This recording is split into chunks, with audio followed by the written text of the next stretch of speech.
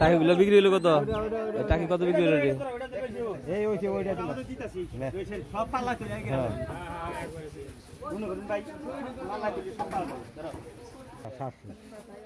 সবগুলো কি 700?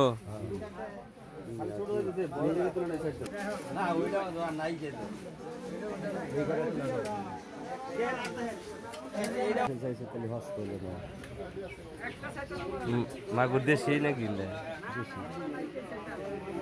মাগুর মাছ দেখা যায় না। এই কইগুলো কত বিক্রি হলো? কত? 400।